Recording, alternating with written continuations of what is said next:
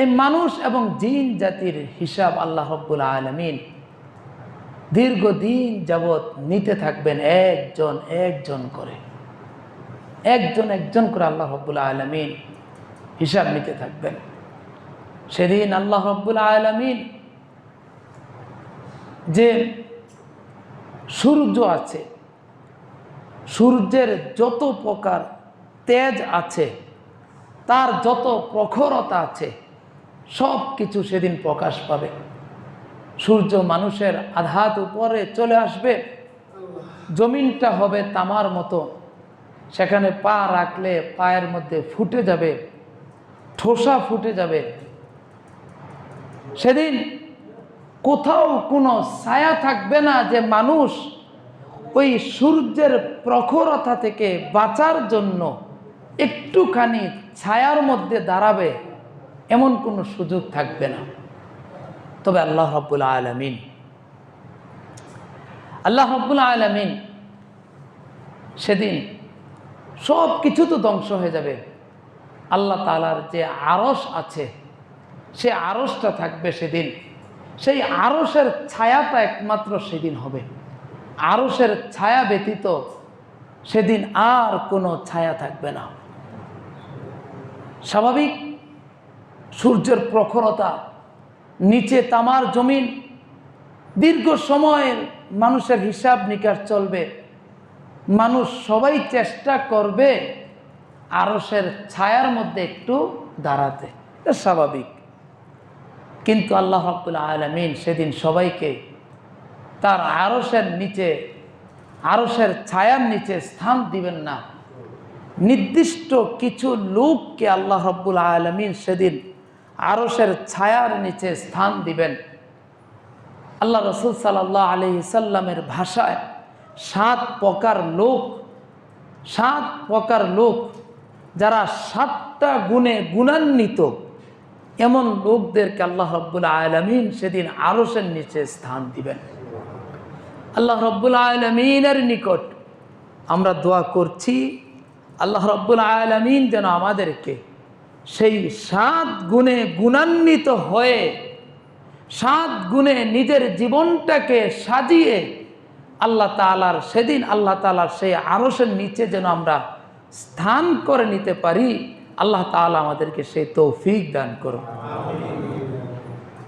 ক্বালা নবী সাল্লাল্লাহু আলাইহি ওয়াসাল্লাম, আল্লাহ রাসূল সাল্লাল্লাহু আলাইহি ওয়াসাল্লাম বলেন, সাবআতুন, 7 শ্রেণীর লোক, ইযিল্লুহুমুল্লাহু ফি জিল্লিহি, এই 7 শ্রেণীর লোককে আল্লাহ রাব্বুল আলামিন সেদিন তার ছায়ার নিচে আশ্রয় দিবেন। কোন দিন? ইয়াউমা লা জিল্লা ইল্লা জিল্লুহু, যেদিন আল্লাহ তাআলার ছায়া অর্থাৎ আরশের ছায়া ব্যতীত আর কোনো ছায়া থাকবে না। আল্লাহ তাআলা আমাদের সবাইকে সেই ছায়ার জন্য কবুল করে নেন। 1 নম্বর, ইমামুল আদল, ন্যায়পরায়ণ বাদশাহ, বিচারক, ন্যায়পরায়ণ মেম্বার, ন্যায়পরায়ণ চেয়ারম্যান, এমপি, মন্ত্রী, জজ, ব্যারিস্টার, গ্রাম্য বিচারক, পঞ্চায়েতের বিচারক, দরবারের বিচারক, যতগুলো প্রকার বললাম, এই সবগুলা প্রকারের মধ্যে যারা ইনসাফ কায়েম করবে, ইনসাফ ভিত্তিক বিচার করবে, আল্লাহ তাআলা সেদিন তাদেরকে সেই আরশের ছায়ার নিচে স্থান দিবেন। আল্লাহ রাব্বুল আলামিন পবিত্র কালামুল্লাহ শরীফে ইরশাদ করেন, আল্লাযীনা ইম্মাক্কান্নাহুম ফিল আরদি, আল্লাহ তাআলা যাদেরকে দুনিয়াতে, যাদেরকে আল্লাহ রাব্বুল আলামিন ন্যায় বিচারক হিসাবে সাব্যস্ত করবেন, যাদেরকে আল্লাহ রাব্বুল আলামিন ন্যায় বিচারক হিসাবে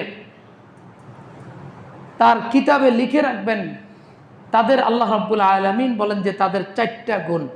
1, আকামুস সালাহ, তারা নামাজ কায়েম করবে।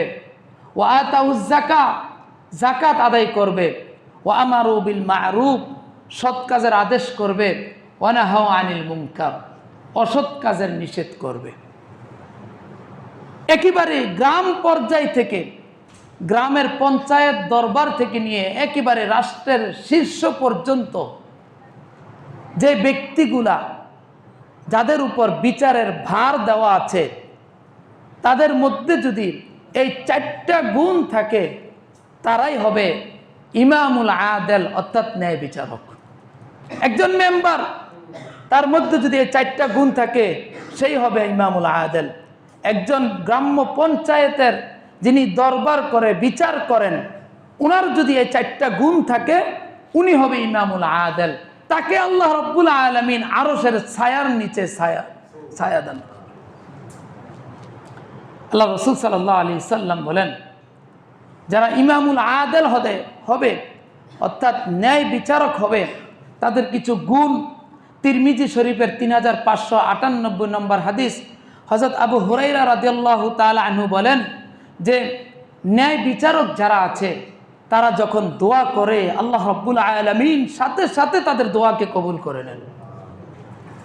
অন্য হাদিসে মুসলিম শরীফের 4570 নম্বর হাদিস, হযরত আব্দুল্লাহ ইবনে আমর রাদিয়াল্লাহু তাআলা আনহু থেকে বর্ণিত, আল্লাহ রাসূল বলেন যে কিয়ামতের ময়দানে যখন আল্লাহ রাব্বুল আলামিন বিচার শুরু করবেন, এই দুনিয়াতে যারা ইনসাফ ভিত্তিক বিচার করবে, ন্যায় প্রতিষ্ঠা করবে, আল্লাহ রাব্বুল আলামিন সেদিনকে আল্লাহ রাব্বুল আলামিন নূরের ডান পাশে তাদেরকে বসাবেন।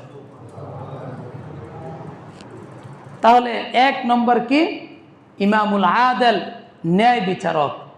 2 নম্বর ওয়াশাবুন নাশা ফি বিইবাদাতিল্লাহ।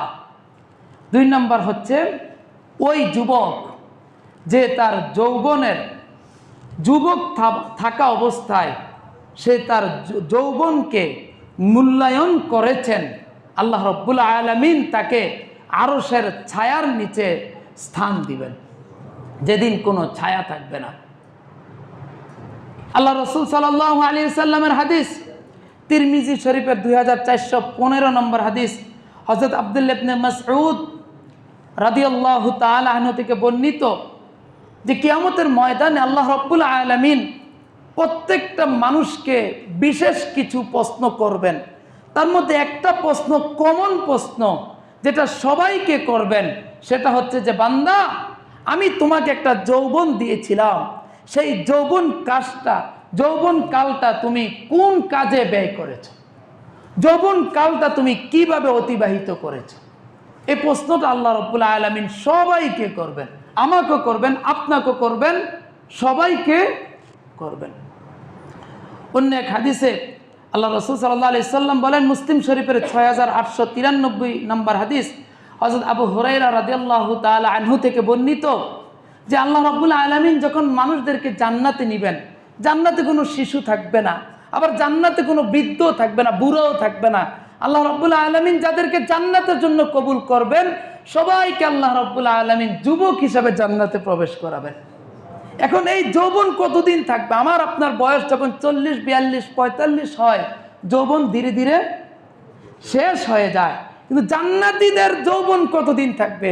আল্লাহ রাসূল সাল্লাল্লাহু আলাইহি সাল্লাম বলেন, যারা জান্নাতে যাবে তাদের যৌবন কখনো ফুরাবে না, অনন্তকাল তাদের যৌবন বহাল থাকবে। তো সুতরাং দুনিয়ার সামান্য যৌবন 20 থেকে 40 বছর, মাত্র কত বছর? 20 বছর। এই 20 বছর যদি আমি আমার যৌবনকে হেফাজত করতে পারি, আমার যৌবনটাকে যদি আমি আল্লাহর রাস্তায় কাটাতে পারি, অনন্তকাল যৌবনের স্বাদ আল্লাহ রাব্বুল আলামিন আমাকে আপনাকে দান করবেন। কোথায়? কোথায়? জান্নাতে। আল্লাহ তাআলা আমাদের সবাইকে কবুল করে নেন। 3 নম্বর, ওয়ারাজুলুন কলবুহু মুআল্লাকুন ফিল মাসাজিদ। ওই ব্যক্তি যার অন্তরটা সর্বদা মসজিদের সাথে লেগে থাকে, মসজিদের সাথে যার সম্পর্কটা বেশি, আল্লাহ রাব্বুল আলামিন কিয়ামতের ময়দানে যখন কোনো ছায়া থাকবে না, আরশের ছায়া থাকবে, সে আরশের নিচে ওই ব্যক্তিকে আল্লাহ রাব্বুল আলামিন স্থান দিবেন। আল্লাহ রাসূল সাল্লাল্লাহু আলাইহি ওয়াসাল্লাম বলেন, মুসলিম শরীফের 1402 নম্বর হাদিস, হযরত আবু হুরায়রা রাদিয়াল্লাহু তাআলা আনহু থেকে বর্ণিত, আল্লাহ রাসূল সাল্লাল্লাহু আলাইহি সাল্লাম বলেন, আহাব্বুল বিলাদি ইলাল্লাহি মাসাজিদুহা ওয়া আবগাদুল বিলাদি ইলাল্লাহি আসওয়াকুহা। আল্লাহ রাব্বুল আলামিন পুরো দুনিয়াটা সৃষ্টি করেছেন, কিন্তু এই দুনিয়ার মধ্যে সবচেয়ে প্রিয় জায়গা হচ্ছে আল্লাহ তাআলার কাছে সবচেয়ে প্রিয় জায়গা হচ্ছে কি ভাই? মসজিদ। ওয়া আবগাদুল বিলাদি ইলাল্লাহি আসওয়াকুহা, আর সবচেয়ে নিকৃষ্ট জায়গা হচ্ছে বাজার, দোকানপাট। দোকানপাটের কাজে হচ্ছে অশ্লীল খারাপ ফাহেসা কথাবার্তা বলা, আড্ডা করা, হাসি তামাশা করা। কিন্তু যখন মসজিদে আসে মানুষ তখন কি করে? আল্লাহ তাআলার ইবাদত করে। এজন্য দুনিয়াতে যত স্থান আছে, যত স্থাপনা আছে, তার মধ্যে সবচেয়ে প্রিয় জায়গা হচ্ছে আল্লাহ তাআলার কাছে মসজিদ। এমনিভাবে হযরত আনাস রাদিয়াল্লাহু তাআলা আনহু থেকে বর্ণিত, আল্লাহ রাব্বুল আলামিন যখন বিচার কার্য পরিচালনা করবেন, হঠাৎ আল্লাহ তাআলা ডাক দিবেন, এই আমার প্রতিবেশীরা কারা? আমার প্রতিবেশীরা আমার কাছে আসো। কি প্রতিবেশী? ফেরেশতারা জিজ্ঞাসা করবেন, আল্লাহ আপনার প্রতিবেশী কারা? আমরাই তো আপনার চতুর্দিকে ঘোরাফেরা করতেছি, আপনার প্রতিবেশী আবার কারা? আল্লাহ রাব্বুল আলামিন বলবেন, সেদিন বলবেন যে দুনিয়াতে থাকা অবস্থায় যারা আমার ঘরের সাথে মোহাব্বত রেখেছে, যার দিলটা আমার ঘরের সাথে পড়ে থাকতো, তারাই হচ্ছে আমার প্রতিবেশী, দুনিয়ার প্রতিবেশী। আমি দুনিয়ার সেই প্রতিবেশীদেরকে আজকে ডাকতেছি, তাদেরকে আমি আমার আপন করে নিব। আমাদের যাদের মসজিদের সাথে সম্পর্ক বেশি, ইনশাআল্লাহ আমরা আরশের নিচে কি স্থান পাবো ইনশাআল্লাহ। এখন মসজিদের সাথে সম্পর্ক কি? যেমন আমরা সবাই জুমার নামাজ পড়তে আসছি, তাই না? এখন জুমার নামাজ পড়া শেষ, যখন আমরা বের হব তখন আমার চিন্তা থাকতো, এই চিন্তাটা আমার মধ্যে আসতে হবে যে কখন আসরের আজান দিবে, আবার কখন আমি মসজিদে আসব। আসর নামাজ পড়ে গেলাম, যে কখন আবার আমি মসজিদে মাগরিবের সময় আসব। মাগরিব পরে গেলাম, কখন আবার এশার সময় আসবো। এশা পরে ঘুমিয়ে থাকলাম, ঘুমানোর সময় চিন্তা করলাম যে কখন মুয়াজ্জিন আজান দিবে, কখন আবার ফজরের নামাজ গিয়ে মসজিদে পড়ব। অর্থাৎ মসজিদের সাথে তার একটা অন্যরকম সম্পর্ক হয়ে যাবে। ব্যক্তি মসজিদে আগে আগে আসবে, জামাত 1:30টায় জামাত, সে চলে আসবে 10-15 মিনিট 20 মিনিট আগে, কারণ মসজিদে আসলে তার মনটা ভালো লাগে।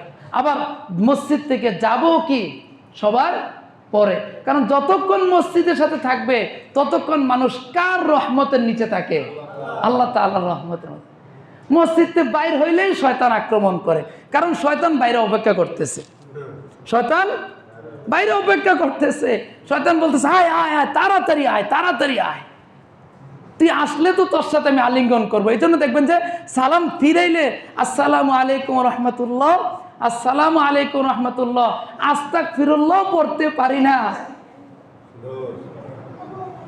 হয় না? কারণ শয়তান ডাকতেছে। নামাজের পর আল্লাহ রসুল কত সুন্দর শিখিয়ে দিয়েছেন আমাদের, যখন নামাজ শেষ হবে আপনি আস্তাগফিরুল্লাহ পড়েন, আপনি ইস্তেগফার পড়েন, আপনি আয়াতুল কুরসি পড়েন, 33 বার সুবহানাল্লাহ পড়েন, 33 বার আলহামদুলিল্লাহ পড়েন, 34 বার আল্লাহু আকবার বলেন, তারপর আল্লাহর কাছে দোয়া করেন। কারণ ফরজ নামাজের পর দোয়া কবুলের সবচেয়ে উত্তম মুহূর্ত, ফরজ নামাজের পর এই মুহূর্তটা দোয়া কবুলের সবচেয়ে উত্তম সুযোগ। তো সুতরাং নামাজের পর কিছুটা অপেক্ষা করব। আমরা তো অনেক সময় দেখি এই যে দরজাতে মানুষ নামাজ পড়ে, এই তাদেরকে মারাইয়া কার আগে কে যাব একটা প্রতিযোগিতা লাগে। এই প্রতিযোগিতাটা যদি মসজিদে আসার সময় হতো, বুঝেন নাই? এই যে যাওয়ার যে একটা প্রতিযোগিতা যদি আসার সময় হতো তাহলে কতটা ভালো হতো। আল্লাহ তাআলা সবাইকে কবুল করে নেন। গেল 4 নাম্বার। 3 নাম্বার, 4 নাম্বার, আল্লাহ রাসূল সাল্লাল্লাহু আলাইহি সাল্লাম বলেন, রাজুলানে তাহাব্বা ফিল্লাহি ইজতামাআ আলাইহি ওয়া তাফাররাকা আলাইহি। ওই ব্যক্তিকে আল্লাহ রাব্বুল আলামিন আরশের নিচে স্থান দিবেন, যে দুনিয়াতে থাকা অবস্থায় আল্লাহ তাআলা সন্তুষ্টির জন্য কাউকে মহাব্বত করে, আবার আল্লাহ তাআলা সন্তুষ্টির জন্য কারোর সাথে সম্পর্ক ছিন্ন করে। আল্লাহ রাসূল সাল্লাল্লাহু আলাইহি সাল্লাম বলেন, আবু দাউদ শরীফের হাদিস 4607 নম্বর হাদিস, হযরত আবু উমামা রাদিয়াল্লাহু তাআলা আনহু থেকে বর্ণিত, আল্লাহ রাসূল বলেন যে দুনিয়াতে যখন কোনো মানুষ একে অপরকে আল্লাহ তাআলার জন্য ভালোবাসে, দুনিয়াতে যখন কোনো মানুষ একে অপরকে আল্লাহ তাআলার জন্য ভালোবাসে, আবার আল্লাহ তাআলার জন্যই যখন কেউ কারোর সাথে শত্রুতা পোষণ করে, আল্লাহ রাসূল বলেন যে আল্লাহ রাব্বুল আলামিন তখন তার ঈমানকে পরিপূর্ণ করে দেন। একজনের সাথে একজন আমার মহব্বত হবে, সেটা কার জন্য হবে? আল্লাহ তাআলার জন্য হবে, দুনিয়াবি কোনো উদ্দেশ্যের জন্য নয়। স্বাভাবিক যখন আমি আল্লাহ তাআলার জন্য কারোর সাথে মহব্বত হয়ে যাবে, তখন আল্লাহ তাআলা দুনিয়াবি যদি কোনো উদ্দেশ্য থেকে থাকে সেটাকেও আল্লাহ তাআলা পূরণ করে দিবেন। হযরত মুআয ইবনে জাবাল রাদিয়াল্লাহু তাআলা আনহু থেকে বর্ণিত, আল্লাহ রাসূল সাল্লাল্লাহু আলাইহি সাল্লাম বলেন, যখন দুনিয়াতে কোনো মানুষ আল্লাহ তাআলার জন্য কাউকে ভালোবাসে, আল্লাহ তাআলার জন্য দান করে, আল্লাহ তাআলার জন্য কথা বলে, অর্থাৎ আল্লাহ তাআলার ভালোবাসার জন্যই সে সব কাজ করে, আল্লাহ রাব্বুল আলামিন বলেন ওই ব্যক্তিকে ভালোবাসা আমি আল্লাহর জন্য ওয়াজিব হয়ে যায়। আমি আল্লাহর জন্য ভালোবাসবো, আল্লাহ আমাকে ভালোবাসবেন, এমনকি আল্লাহ তাআলা বলছেন এটা আমার জন্য ওয়াজিব হয়ে যায়, আমিও ওই বান্দাকে ভালোবাসবো। 5 নম্বর, রাজুলুন দাআতহু ইমরাতুন যাতু মানসিবিন ওয়া জামালিন ফাকালা ইন্নী আখাফুল্লাহ। কোন যুবক ব্যক্তিকে কোন বংশীয়া নারী, সুন্দরী রমণী, শিক্ষিত রমণী, বংশীয় রমণী তাকে খারাপ কাজের জন্য আহ্বান করলো, সকল প্রকার সুযোগ আছে, দুনিয়ার কেউ জানবে না, দুনিয়ার কেউ জানবে না এমন একটা সুযোগ ওই রমণী ওই যুবককে দিবে।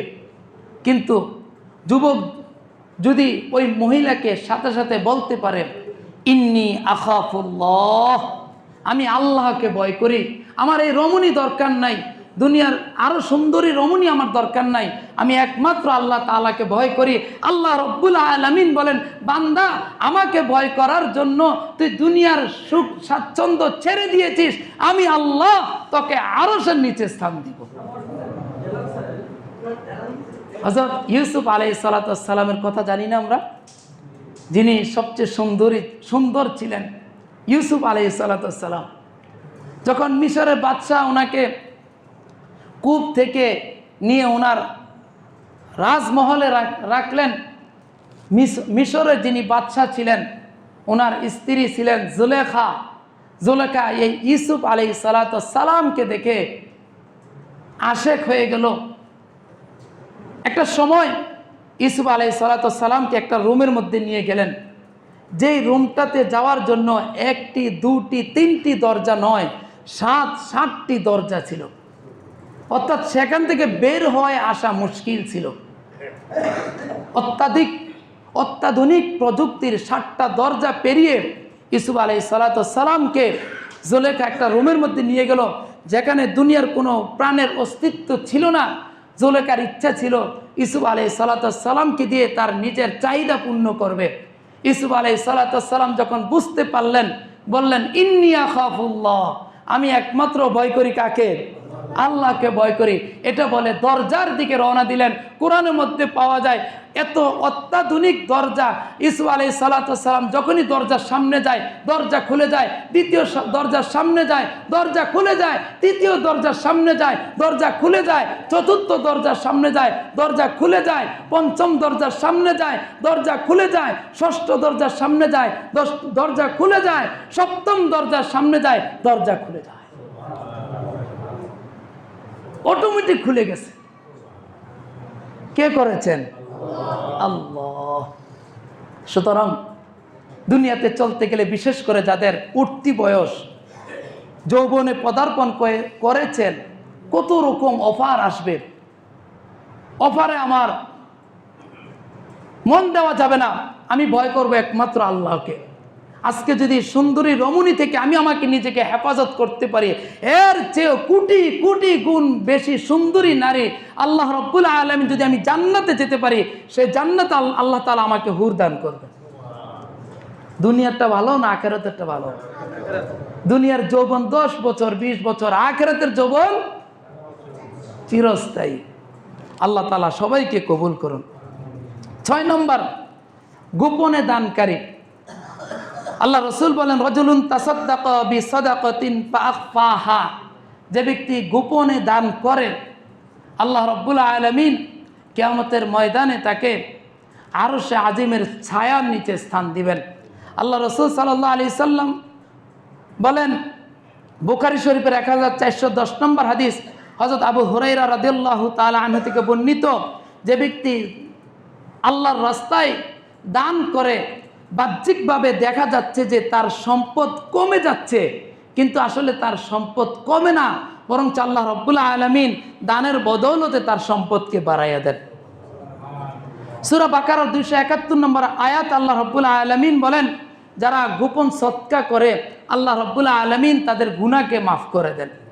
সূরা বাকারার 274 নম্বর আয়াত আল্লাহ রাব্বুল আলামিন বলেন, যারা গোপনে সদকা করে আল্লাহ রাব্বুল আলামিন তাদের দুনিয়াবি যত প্রকার ভয় আছে, যত প্রকার পেরেশানি আছে, যত প্রকার চিন্তা আছে, সব কিছু আল্লাহ রাব্বুল আলামিন এই সদকার দানের বদৌলতে দূর করে দেন।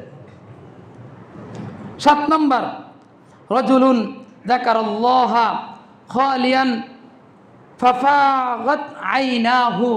আল্লাহ রাসূল সাল্লাল্লাহু আলাইহি ওয়াসাল্লাম বলেন, দুনিয়াতে যারা আল্লাহ তাআলার ভয়ে, আল্লাহ তাআলার স্মরণে তার চোখ থেকে পানি গড়িয়ে পড়ে, আল্লাহ তাআলা এই কান্নেওয়ালা ব্যক্তিদেরকে আরশের ছায়ার নিচে স্থান দিবেন, যেদিন কোনো ছায়া থাকবে না।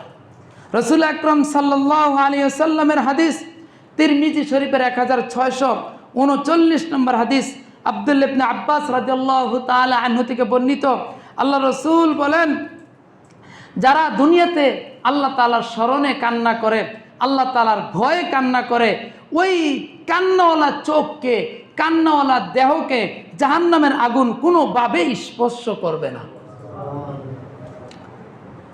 তিরমিজি শরীফের 2311 নম্বর হাদিস, আবু হুরায়রা রাদিয়াল্লাহু তাআলা আনহু থেকে বর্ণিত, আল্লাহ রাসূল সাল্লাল্লাহু আলাইহি সাল্লাম বলেন, যারা দুনিয়াতে থাকা অবস্থায় আল্লাহর জন্য কাঁদে, আল্লাহর স্মরণের কাঁদে, আল্লাহর ভয়ে কাঁদে, তারা কখনোই জাহান্নামে প্রবেশ করবে না। সম্মানিত উপস্থিত মুসল্লিনে কেরাম, 7টা বিষয় বললাম, এই 7টা গুণ যাদের মধ্যে আছে আল্লাহ রাব্বুল আলামিন তাদেরকে আপন করে নেবেন। এই 7 গুণ বিশিষ্ট মানুষদেরকে আল্লাহ রাব্বুল আলামিন আরশের নিচে স্থান দিবেন, আরশের ছায়ার নিচে স্থান দিবেন। আর আরশের ছায়ার নিচে স্থান দেওয়া মানে এই 7 গুণ বিশিষ্ট লোকদেরকে আল্লাহ রাব্বুল আলামিন তার প্রিয় করে নেবেন। সর্বোপরি কোথায় নিয়ে যাবেন? জান্নাতে নিয়ে যাবেন। আমি আবার